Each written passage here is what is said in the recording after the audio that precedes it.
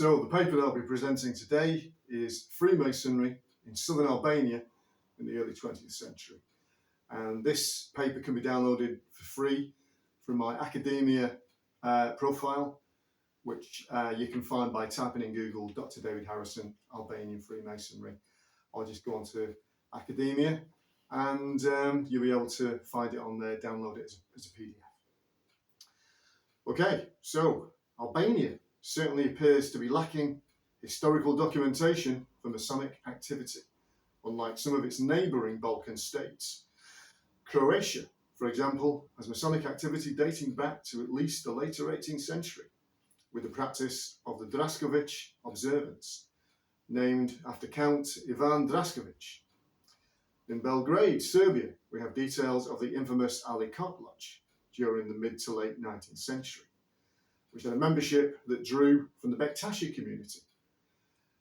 And we also have records that detail Masonic activity in Greece, Romania, and in Hungary during the 19th century.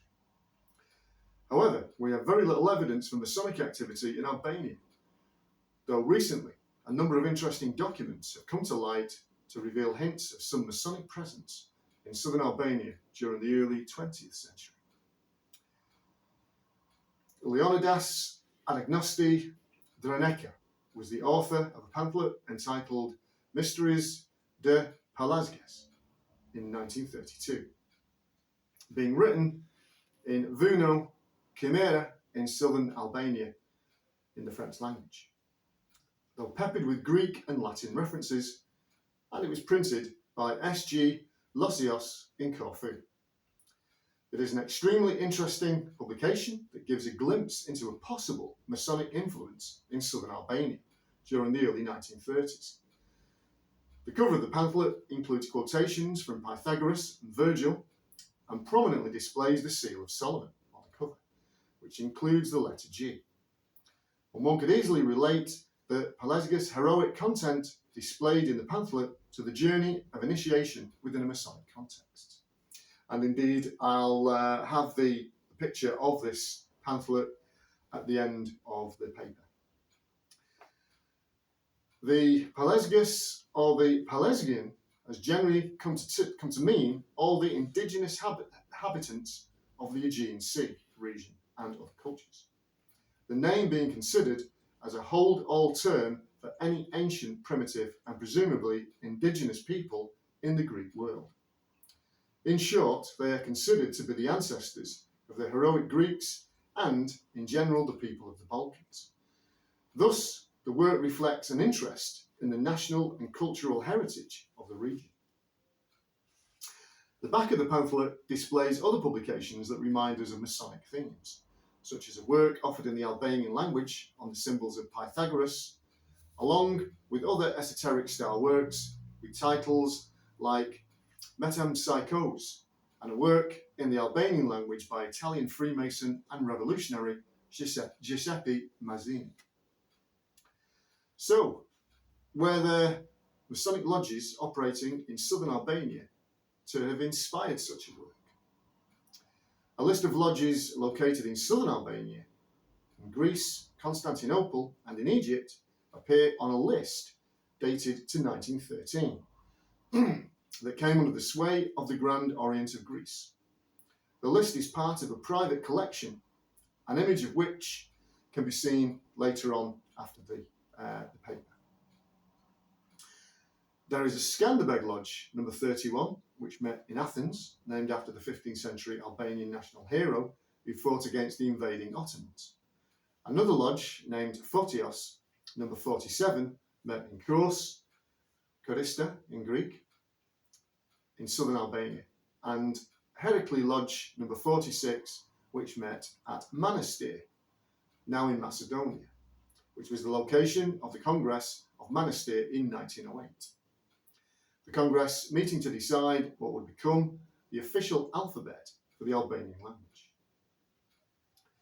The Congress was thus an academic conference and was a decisive meeting that assisted in founding modern Albanian unity and national spirit. The group was made up of Albanian intellectuals such as Gege Oriatsi, who was born in 1868 and died in 1912. A teacher and writer who had been a teacher in course and was president of the Albanian Bashkimi Club in 1908. And Bajo Topulli was born in 1868 and died in 1930, who formed the first Albanian nationalist armed guerrilla band at the Bektashi Tek of Melka. His band being responsible for the killing of the Metropolitan, of course, Fotios Kalpidis in 1906, as revenge for the death of Albanian national activist Papa Christo Negovani the year before. Fotios was subsequently proclaimed an ethno-martyr by the Church of Greece, with streets named after him in Athens, and it is interesting that the lodge in course was named Fotios.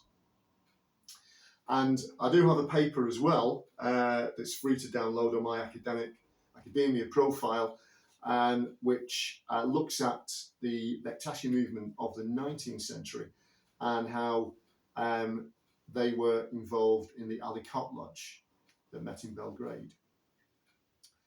So another Albanian intellectual who was a leading figure at the Congress of Manastir was Midhat Frasheri, who was born in 1880 and died in 1949, and who is celebrated today by the Grand Lodge of Kosovo as a Freemason, but there is a lack of contemporary documentation to support the claim.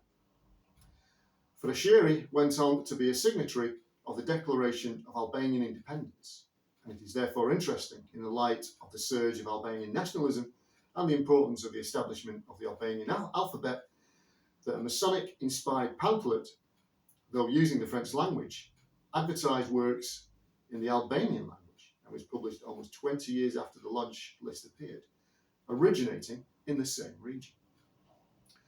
There appears to be a political and nationalist edge to some of the lodges in the list, reflected in their names, such as Skanderbeg, and indeed their locations. For example, a number of the members of the Congress of Manastir were also linked to Kos, which is interesting considering there were lodges in both locations during this period.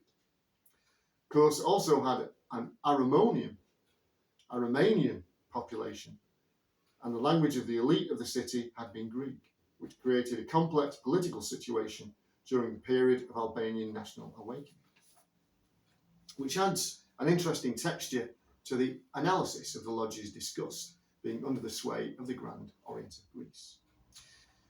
So these two publications do, however, reveal a glimpse of Masonic activity in southern Albania during a period of complex political upheaval and struggle, and particularly as they were located in areas of intellectual and cultural importance. So thank you very much. I have a number of papers as well on academia, which are free to download, that are also tied in with this paper. So it'll be good for you to have a look at those, and I will pass links as well, just in case, to the organisers of the conference. And just after the talk now, you will see the documents in question, and obviously you can download copies of those as well. Thank you very much.